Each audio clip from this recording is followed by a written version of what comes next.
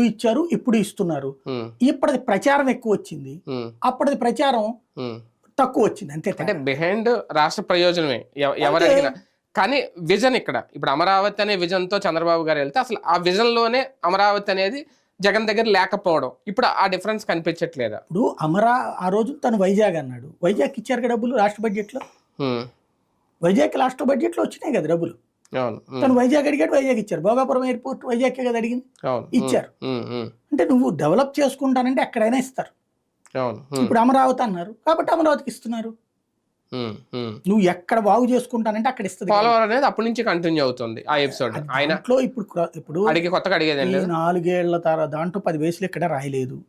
అది ఎంత అయితే అంత ఇస్తారు. ముందు అసలు కట్టడానికి ఏంటి అనేది కదా లెక్క. ఇప్పుడు అది ఎప్పటికి తేలుద్దో చూడాలి. అంటే జాతీయ హోదా ప్రాజెక్ట్ కాబట్టి ఎంతైనా వాళ్ళే పెట్టుకుంటారు. కానీ ఎవరు దీనికి డెడ్ లైన్ పెట్టలేకపోతున్నారా? కేంద్రం గాని రాష్ట్రం గాని. సమస్య అక్కడ ప్రకృతితో ఉన్నటువంటి వ్యవహారం. దానికంటే ముందు అసలు సమస్య ఆర్ఎండ్ఆర్ది జగను తేల్చలా, చంద్రబాబు తేల్చలేదు, కేంద్రము తేల్చలేదు. మరి ఇప్పుడు క్లారిటీ వచ్చినట్టేనా? ఎంతైనా ఖర్చు మేము భరిస్తామంటే ఆర్ఎండ్ఆర్ కూడా